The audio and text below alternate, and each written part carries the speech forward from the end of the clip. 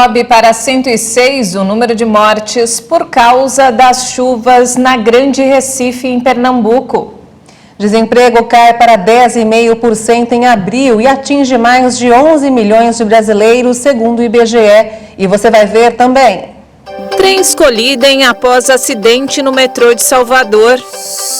Número de casos globais de varíola do macaco dobra em 5 dias e passa de 600.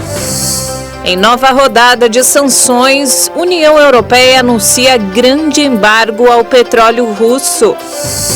Em ano de Copa do Mundo, a Igreja Internacional da Graça de Deus incentiva a prática de esporte por meio do Futebol Society. Agora, no Jornal das 18h30.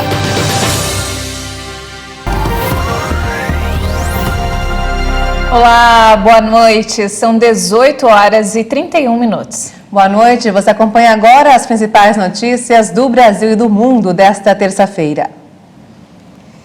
E olha só, subiu para 106 o número de mortes confirmadas em Pernambuco por causa das fortes chuvas na Grande Recife. Equipes de resgate trabalham nas buscas de 10 desaparecidos. Mais de 6 mil pessoas estão desabrigadas. O Corpo de Bombeiros encontrou mais 3 corpos soterrados após deslizamentos de barreiras no Grande Recife. 3 pessoas foram localizadas na Vila dos Milagres, na Zona Oeste, e outras 3 em Jardim Monte Verde, região que fica entre o Recife e Jaboatão dos Guararapes. Na localidade, morreram mais de 20 pessoas após o temporal. Em Jardim Monte Verde, as buscas foram encerradas após a localização de todas as vítimas. Entre os desaparecidos, há 8 pessoas identificadas e 2 corpos sendo investigados, uma vez que as informações são imprecisas, segundo os bombeiros. 2 pessoas foram levadas pelas enxurradas. Elas são procuradas no centro de Jaboatão e no bairro de Paratibe, em Paulista. A Secretaria de Defesa Social informou que, com o encerramento das buscas em Jardim Monte Verde, as equipes foram realocadas para 3 outras áreas de deslizamentos na Vila dos Milagres, Areeiro, em Camaragibe, e Curado, em Jaboatão dos Guararapes. O IBGE divulgou hoje dados atualizados sobre o desemprego no Brasil. A repórter Maria Clara Leite tem mais informações. O desemprego no Brasil caiu para 10,5% no trimestre encerrado em abril, o menor patamar para o período desde 2015. Agora, a desocupação atinge 11,3 milhões de brasileiros, cerca de 700 mil pessoas a menos do que no trimestre anterior.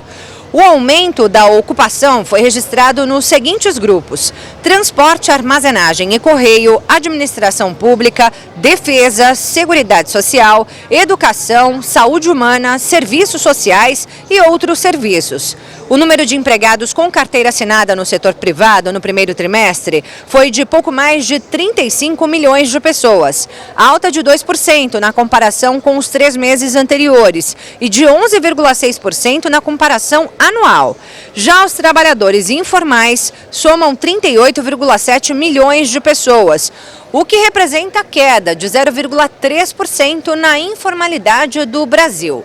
Os dados foram divulgados pelo IBGE, o Instituto Brasileiro de Geografia e Estatística. 2 trens do metrô de Salvador, na Bahia, descarrilaram na manhã de hoje na estação Pirajá, após um deles bater em um caminhão de serviços. 2 trabalhadores e 4 passageiros ficaram feridos depois que os vagões tombaram e foram socorridos pelas equipes do SAMU e do Corpo de Bombeiros. Imagens gravadas no local do acidente mostram os momentos depois da batida e o resgate das vítimas. Elas foram levadas para hospitais de Salvador e o estado de saúde delas não foi divulgado até o momento. O número de casos confirmados de varíola do macaco em todo o mundo superou hoje a marca de 600, o dobro do observado há 5 dias. Os dados são monitorados em tempo real pela iniciativa Global Health, que reúne pesquisadores de universidades como Harvard e Oxford. 29 países já têm ao menos um diagnóstico confirmado, sendo que a Inglaterra lidera a lista, seguida da Espanha e de Portugal. Os britânicos já registraram até o momento 183 casos. A Espanha 132 e Portugal 100. Também aparecem na lista com destaque a Alemanha com 38 diagnósticos positivos para a varíola do macaco e os Países Baixos com 26 casos confirmados. Outros 124 casos foram apontados em 12 países, incluindo 3 no Brasil. As suspeitas investigadas são no Rio Grande do Sul, Santa Catarina e Ceará.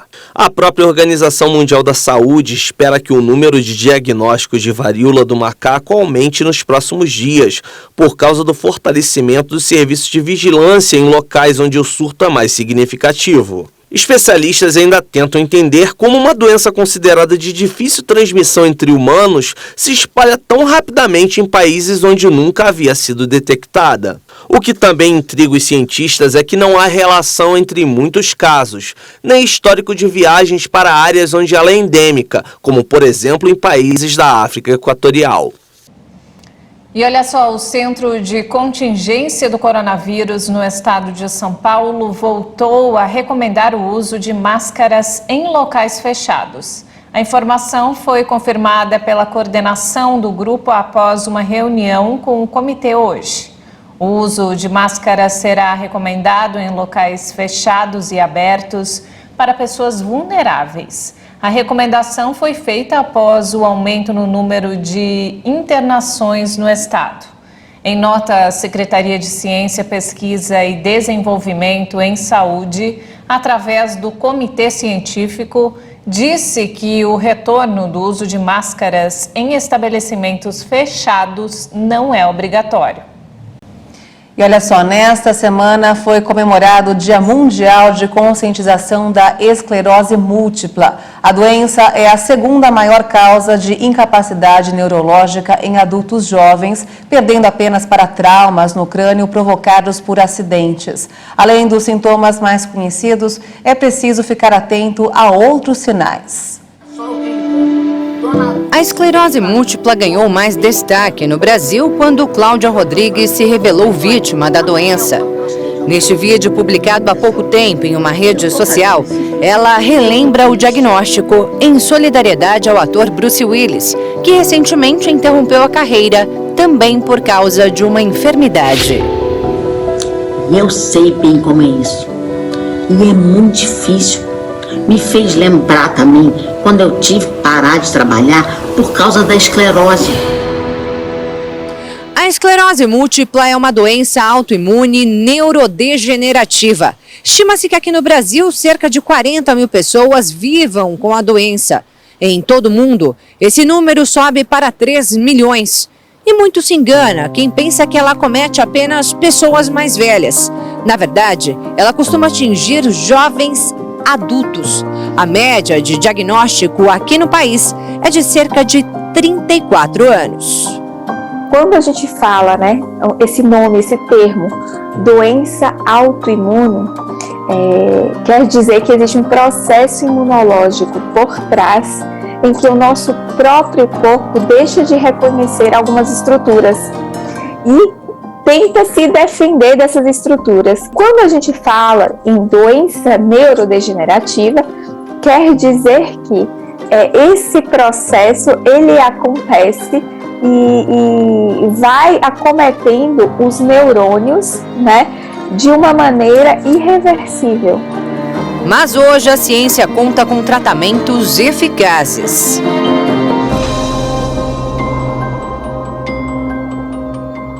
Quando a gente fala em tratamento da esclerose múltipla, existem dois pilares. Um é o pilar medicamentoso, que é com as medicações que a gente tem disponível hoje, uma gama enorme de medicações, e também o outro pilar é o tratamento não medicamentoso, que é tão importante quanto. Quanto antes o tratamento for iniciado, maiores são as chances de interromper o desenvolvimento da doença. Então, atenção aos sintomas. Alteração da coordenação motora, problemas de equilíbrio e dificuldade para andar, sentir mais uma perna do que a outra quando subir uma escada, formigamento, visão turva e outros sintomas que normalmente são identificados pelo cirurgião dentista. A odontologia tem tudo a ver com a face, mais relacionado a questões tipo parestesias faciais, dores orofaciais, algumas dormências em face, né, em que o paciente pode relatar para o dentista na consulta, né, de rotina esses sinais e sintomas, e a gente com outros sinais como neurite óptica, fraqueza muscular, né, a questão relacionada até a uma mudança de comportamento, a gente pode ajudar o neurologista a fechar o diagnóstico de esclerose múltipla. E é preciso ficar atento a outros sinais, como casos de doença autoimune na família. Por ser uma doença autoimune, quem tem uma outra doença autoimune, existe uma chance de ter esse sistema imunológico que responde de maneira inadequada. Então, aumenta o risco tanto de esclerose múltipla como outras doenças autoimunes no geral. Infecções virais também podem ser gatilhos.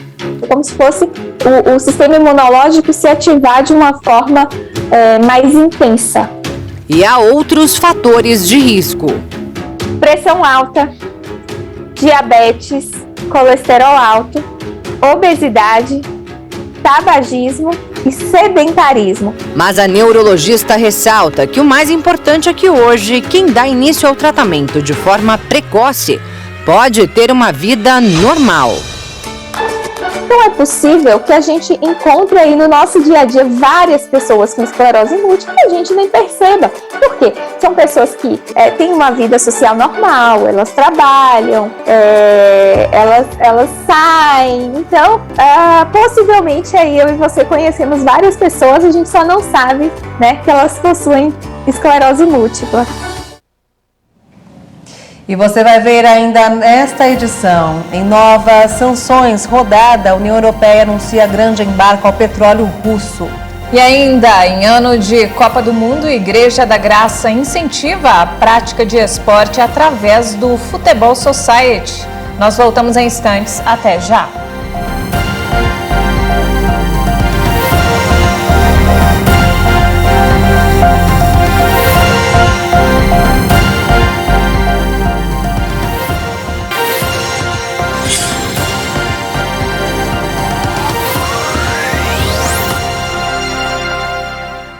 E nós estamos de volta, 18 horas e 45 minutos. E vamos agora direto ao Rio de Janeiro com informações do estado do Rio desta terça-feira com o repórter Anderson Nascimento. Boa noite, Anderson.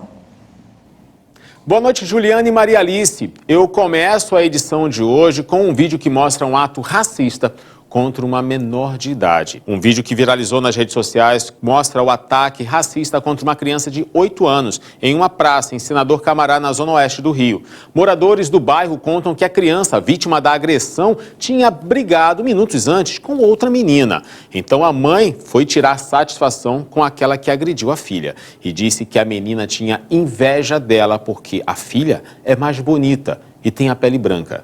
Ainda não há informações se o caso de injúria foi registrado na polícia. Lamentável, não é? E o tema agora é segurança. Os policiais militares do Rio de Janeiro já estão utilizando as câmeras de gravação nos uniformes. Começou a usar as câmeras nos uniformes desde a última segunda-feira. A gravação das ações da PM deveria ter começado no dia 16 deste mês, mas houve atraso no fornecimento do sistema. A empresa ainda afirmou que enfrentou dificuldades com a infraestrutura de telefonia para fazer a conexão com os batalhões mais distantes. A instalação faz parte do Programa Estadual de Transparência em Ações de Segurança Pública e Defesa Civil e busca fiscalizar a atuação dos agentes. E hoje, a Prefeitura do Rio divulgou as datas de pagamento do 13º salário de 2022 para servidores ativos, inativos e pensionistas. A primeira parcela vai ser paga em 7 de julho e a segunda no dia 15 de dezembro. Então, já dá para começar a fazer aqueles planos, né? Maria Alice e Juliana, eu fico por aqui. Ótima noite para vocês. Muito obrigada, Anderson, pelas informações. Uma boa noite para você. E vamos agora ao mercado financeiro. O dólar fechou em leve queda nesta terça-feira e encerrou o mês de maio com perdas frente ao real, com os investidores monitorando aí os índices de inflação e possíveis altas nas taxas de juros nas principais economias. A moeda norte-americana recuou 0,04% e encerrou o dia cotada a R$ 4,751 na venda. O Ibovespa, o principal índice de ações da Bolsa de Valores de São Paulo, a B3, subiu hoje e registrou alta no mês de maio. No mês passado, a Bolsa havia anotado uma queda de mais de 10% no pior mês desde março de 2020. O indicador teve alta de 0,29% a 111.351 pontos. E olha só, atenção, falta pouco tempo. Termina às 11h59 da noite o prazo para a entrega da declaração do Imposto de Renda Pessoa Física 2022. 35 milhões de declarações já foram entregues à Receita Federal, segundo o secretário especial do órgão. Quem for obrigado a entregar a declaração e não fizer até o fim do prazo, estará sujeito a multa de 1% ao mês sobre o valor do imposto de renda devido, limitado a 20% do valor do imposto de renda. E falando sobre a guerra, líderes mundiais concluíram um encontro de 2 dias em Bruxelas, em que eles discutiram maneiras de punir a Rússia por causa da guerra na Ucrânia. O grupo chegou a um acordo para proibir imediatamente a importação de 2/3 do petróleo russo, e essa está sendo considerada a sanção econômica mais dura desde o início da guerra. A medida vai custar bilhões de dólares a Moscou. A União Europeia é o principal cliente do petróleo russo. Todas as importações por mar foram suspensas. A medida impacta 75% das importações imediatamente e 90% até o fim do ano. Estão isentos países como Hungria, Eslováquia e República Tcheca. O 6º pacote de sanções da União Europeia pretende reduzir o financiamento da máquina de guerra de Putin. A presidente da Comissão Europeia, Ursula von der Leyen, reforçou hoje que a Rússia não é mais um fornecedor confiável e disse que depois da Finlândia, Bulgária e da Polônia, a Rússia anunciou a suspensão de fornecimento de gás para a Holanda e Dinamarca. Ela defendeu 30 bilhões de euros de investimentos em energia renováveis e destacou as vantagens para o clima, segurança de abastecimento e para a criação de empregos. Outro tema importante em discussão é como contornar o bloqueio da Rússia a 22 mil toneladas de grãos produzidas na Ucrânia, o que está agravando ainda mais a crise alimentar global. O presidente do Conselho Europeu mencionou a possibilidade de uma rota alternativa de exportação através do Mar Báltico, em vez do Mar Negro, mas reconheceu que isso seria mais difícil e caro. O ministro das Relações Exteriores da Rússia, Sergei Lavrov, afirmou hoje que irá à Turquia com uma delegação militar no dia 8 de junho para discutir a criação de um potencial corredor marítimo para as exportações agrícolas ucranianas. Em um telefonema com o turco Tayyip Erdogan, o presidente Vladimir Putin disse que a Rússia está pronta para facilitar as exportações de grãos de portos ucranianos em coordenação com a Turquia. A indústria do tabaco é uma ameaça maior do que muitos acreditam, já que, além de ser um dos maiores poluentes do mundo, deixa montanhas de resíduos e influencia no aquecimento global. O alerta foi feito pela OMS no Dia Mundial Sem Tabaco. O tabaco causa um impacto devastador sobre o planeta. Foi o que afirmou a Organização Mundial da Saúde em um informe divulgado no Dia Mundial Sem Tabaco. A indústria do tabaco sempre quer fazer uma lavagem verde. Estão sentados a todas as mesas no momento, dizendo como são maravilhosos e o quanto contribuem para a solução da mudança climática. É tudo o contrário. Eles são os maiores poluentes que conhecemos e os resíduos que produzem são o segundo maior que temos na economia. O relatório Tabaco, Envenenar Nosso Planeta, aborda os impactos de todo o ciclo, desde o cultivo das plantas de tabaco à fabricação dos produtos, o consumo e o desperdício. 5% do desmatamento se deve ao crescimento do tabaco. Sobre os resíduos, vemos que 4,5 milhões de bitucas acabam nos rios, nos mares e oceanos a cada ano, contaminando cada um deles 100 litros de água. A OMS pediu que a indústria tabagista seja obrigada a prestar contas e pague pelas despesas com a limpeza dos resíduos. A agência da ONU indicou que os produtos do tabaco contêm cerca de 7 mil componentes químicos que se espalham no ambiente quando são descartados. O princípio de quem contamina, paga, significa que a indústria do tabaco deveria pagar realmente pela desordem que está criando. 200 milhões de dólares na Alemanha, 766 milhões na Índia, 2 bilhões e 600 milhões na China. E isso significaria que a indústria está pagando. Alguns países fazem isso muito bem. Introduziram esses princípios como a França, como vemos na África do Sul, na Nova Zelândia. Assim, cada vez mais países vão adotar isso. O relatório indica que a indústria do tabaco é responsável pela perda de 600 milhões de árvores a cada ano, já que o cultivo e a produção do tabaco usam 200 mil hectares de terra e 22 bilhões de toneladas de água anualmente. Também emite cerca de 84 milhões de toneladas de dióxido de carbono. Em ano de Copa do Mundo, enquanto a gente espera a bola rolar lá no Catar, o campeonato já começou por aqui entre os membros da Igreja Internacional da Graça de Deus. É isso mesmo, Juliana. São 2 competições de futebol society que começaram no último fim de semana. A On Grace Cup e a Copa da Graça. Vamos conferir. No país do futebol, em ano de Copa do Mundo, a juventude da Igreja Internacional da Graça de Deus calçou as chuteiras e entrou em campo.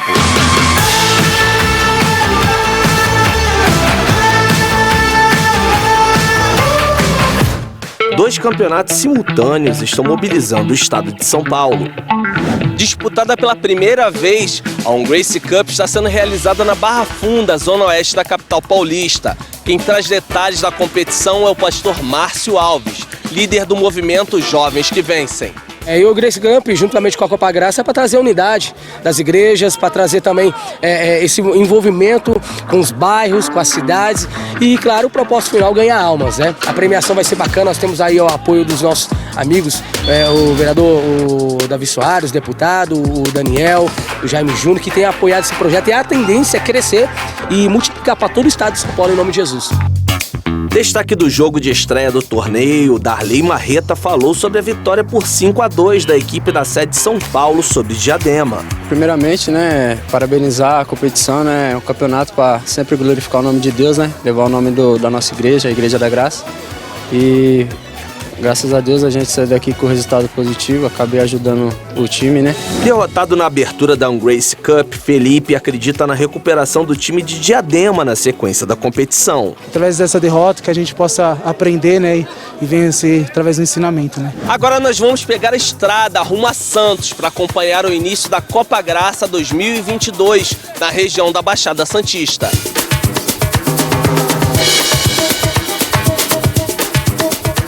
O pontapé inicial da Copa Graça foi dado aqui em Santos, em 2021, em plena pandemia. Um ano depois, o futebol volta a campo com a alegria do esporte e com a esperança de um mundo livre do vírus. Na partida inaugural, o campeão do ano passado, o Quarentenário, enfrentou o Parque das Bandeiras e foi surpreendido. O time foi goleado por 6-2. Já o Luan, capitão do atual campeão Quarentenário, lamentou a derrota na estreia e quer ver de volta o futebol de qualidade que levou a equipe ao título de 2021. A gente vai tentar melhorar na semana aí pro próximo jogo, sair com os 3 pontos. É o primeiro jogo da segunda Copa Graça aí. A gente tem muito que acertar ainda. Os pastores Newton Bento, Wellington Silva e Eduardo Galhardo falam sobre os frutos que a Copa Graça rende após sua criação em 2021. Estamos muito satisfeitos com os resultados, muita conversão. Nosso segundo ano aqui na Baixada Santista, o ano passado um sucesso, muitos frutos, tivemos a bênção aqui. A gente queria agradecer primeiramente o Dr. Davi Soares, que é o apoiador, O pastor Nilton esteve conosco ano passado, também está dirigindo. E a bênção também do nosso pastor, o pastor Eduardo Galhardo, que esse ano está dobrando a unção aqui.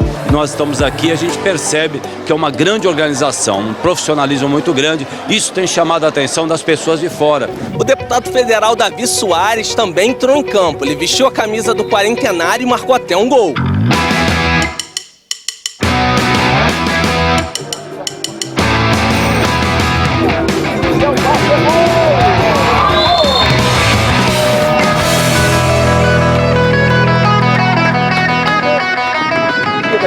Hoje é o dia literalmente daqueles que milagres acontecem. 48 anos aí não faz trabalho nenhum e conseguiu aí, milagrosamente estar no local certo, na hora certa. Parabéns. Então, se é possível para mim fazer um gol, você também pode fazer um gol na sua vida. Vamos juntos, Deus te abençoe. Ele também comentou a dimensão socioesportiva do evento organizado pela Igreja Internacional da Graça de Deus. Independente da questão da competição, primeiro, é que ela está se movimentando. Ela está cuidando do corpo dela. Segundo, está se integrando aí ao movimento da igreja, que sai das portas da igreja e vai alcançar também outros sítios, que exatamente ir aonde as pessoas, os pecadores, ou as pessoas que precisam ouvir a palavra, estão.